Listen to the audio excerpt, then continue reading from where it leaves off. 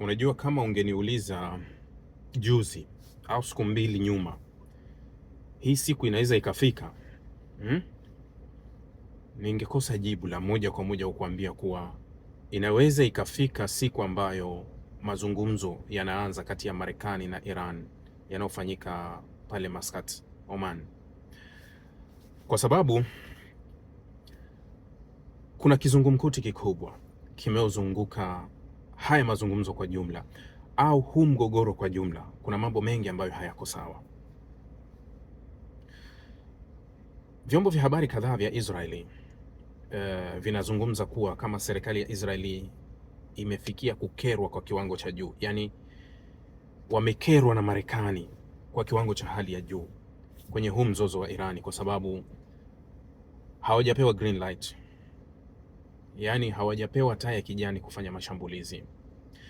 Wakati Marekani iliposukuma meli, ikasukuma vikosi, ikapeleka vitu vingi katika kile ambacho wanasema kuwa tunaenda kuanzisha mashambulizi mabaya kabisa kwa Irani, Israeli ilisapoti kwa nguvu zote, kwa sababu tathmini kubwa ya ujasusi, tathmini kubwa tutafanyaje, ilikuwa inaratibiwa na Israeli. Kwa hiyo Israeli ilikuwa ikikusanya data zote na yani hiyo kazi ilikuwa ni ya Israeli kuwa apeleke kwa Marekani, na tuliona mkuu wa Shin Bet alisafiri kwenda Marekani wiki ile iliyomalizika. Alisafiri kwenda Marekani katika kile ambacho vyombo vya habari vya Israel vilisema kuwa alikuwa akipeleka taarifa kamili ya ujasusi ambao Israel imeufanya ndani ya Iran, na tathmini kamili kuwa tunaweza tukapitia hapa, tukaanzia hapa, tukaenda hapa. Sasa tathmini yao ilikuwa ni tathmini ambayo imemaliza kila kitu na inataka tu Marekani achukue hatua. Marekani akachukua, akaiweka mezani, akaambia tunaanzisha mazungumzo. Mazungumzo ya nini?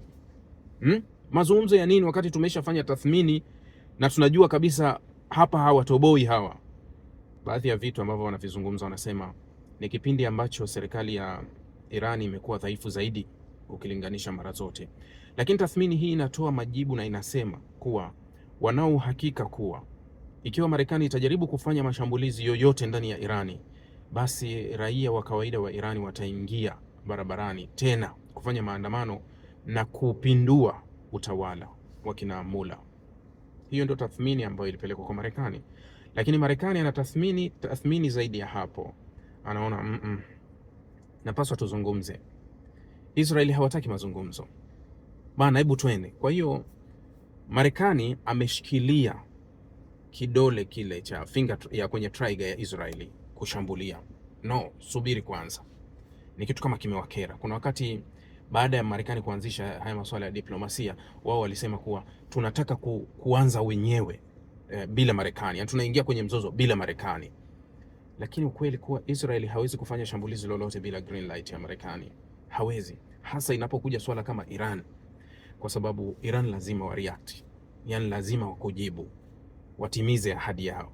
Kwa hiyo ni vigumu kusema kwa tutaanza wenyewe. Labda kama kwenye vyombo vya habari tu utazungumza hivyo, lakini kiuhalisia huwezi kuanza mwenyewe, wala Israel hawezi kuanza mwenyewe bila kupata idhini ya Marekani. Sasa ndio ile wanalalamikia, kwa nini? Kwani sasa leo ndio siku ya mazungumzo ambayo yameleta mvutano mkali sana. Ni jana au juzi wametoka kuraruana na kutangaza kabisa kuwa tumefunga, hamna mazungumzo. Tumefunga, hamna mazungumzo kwa sababu tulishindwa kuafikiana.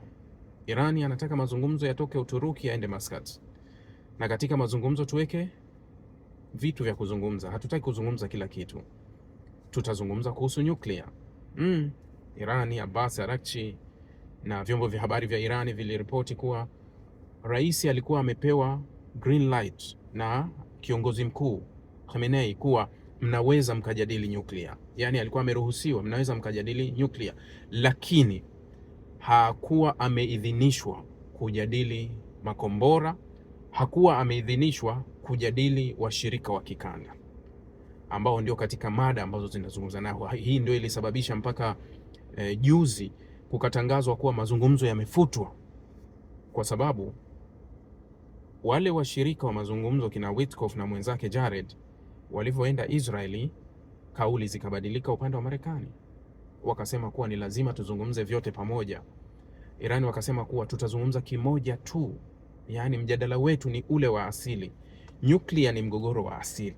Unajua nyuklia ni mgogoro wa asili ambao umekuwepo, na Marekani tayari kipindi cha nyuma waliujadili na tayari walishaingia kwenye makubaliano ya JCPOA na Barack Obama, ambao Trump alivyoingia akaamua kujiondoa na sasa hivi anataka arudishe tena. Sasa mgogoro ulizuka kuwa tunaenda kujadili nini, na hata haya mazungumzo yanayokwenda kuanza Muscat leo bado yana kitendawili kujua kuwa je, tutajadili vyote jumla au tunajadili kipi?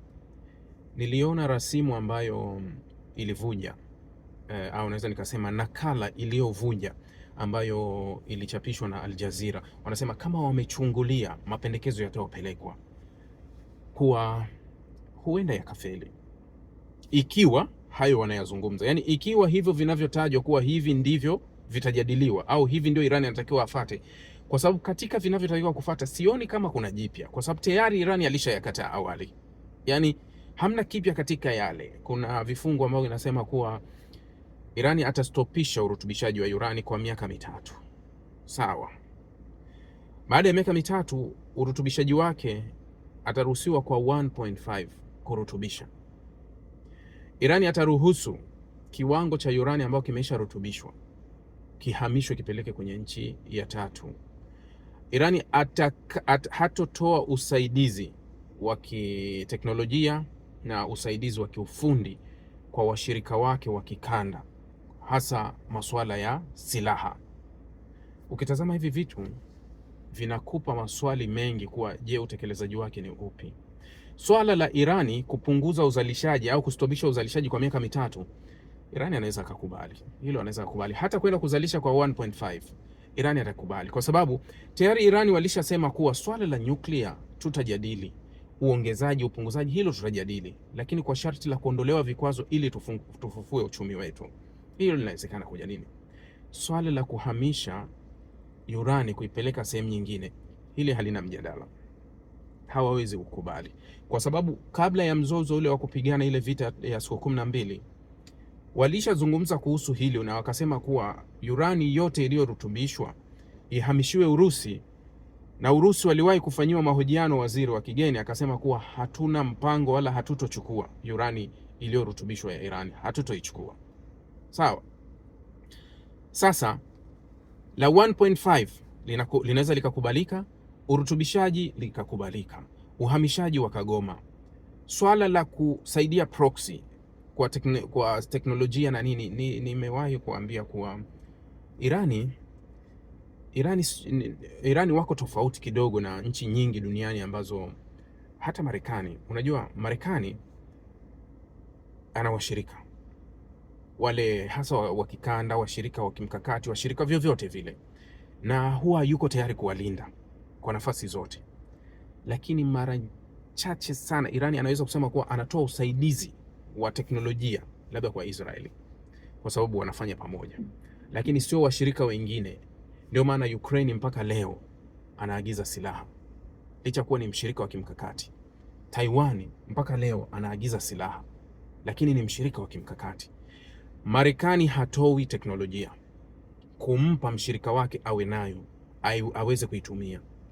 Irani washirika wake wote, Hizbullah, Wahuthi, Hamas, wale Kataib Hizbullah, wana uwezo wa kutengeneza silaha, wana uwezo wa kutengeneza drone, wana uwezo wa kutengeneza makombora, wana uwezo. Kwa hiyo yeye hugawa teknolojia huwa. Sasa hili linataka Irani asigawe teknolojia katika hili. Sasa sijui hapo Irani wataamua kipi, kuwa waamue kupeleka silaha moja kwa moja au waondoe teknolojia, lakini tayari walishavujisha teknolojia, tayari wale washirika wanayo hiyo teknolojia. Sasa hilo hatulijui huko mbele linakuja. Sasa haya mazungumzo ugumu wake ni kuwa tunakwenda kujadili kipi, kwa sababu Irani anakubali tujadili nyuklia, Marekani, Israeli wanataka tujadili makombora na washirika wa kikanda. Irani hataki mjadala huo. Nani yuko tayari kukubaliana na mwenzake ili tupunguze? Unajua, niliwahi kutoa komenti yangu kwenye mazungumzo ya Urusi na Ukraine, nikasema kuwa kama wanataka wafikie makubaliano katika kile wanachokiona au katika kile wanachokizungumza, ni lazima kila upande upunguze matarajio. Yaani kila upande lazima ukubali kupunguza matarajio. Sio kila upande unataka matarajio yake 100% yatimie. Hamwezi mkafika mwafaka, hamwezi. Yani lazima mengine uyapunguze, maana mimi nataka hiki na hiki na hiki. Okay, nilikuwa nimedhamiria nipate 70%, lakini utapata 35, unapunguza. Na yule upande wa pili kuwa nilitarajia nitapata 70 au nitapata 50, punguza upate 25. Ndio mnaweza kufika mwafaka kwenda kutatua tatizo. Lakini kila mmoja akija na matarajio yake ya kusema kuwa mimi nataka nitimize hili, nitimize hili, nitimize hili, hamwezi kufika mwafaka. Irani anasema hatujadili kuhusu makombora, kupunguza uwezo wetu wa makombora hakuna, haliwezekani.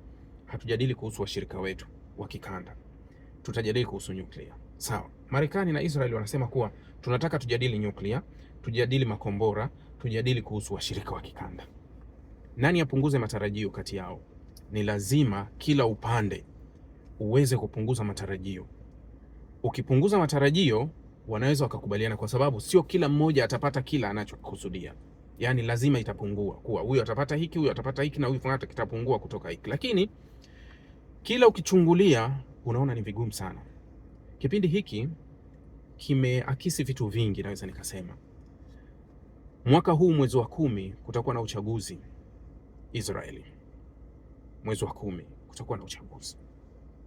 Netanyahu anajaribu kujinasua na kujirejesha, angalau aweze tena kuendesha siasa ya ndani ambayo kiasi kikubwa imempotea, kiasi kikubwa, kutokana na kile ambacho kimeendelea kwa miaka karibu 2.5, na kile kinachoendelea kimevuruga sana, watu wamehama sana, siasa imevurugika sana.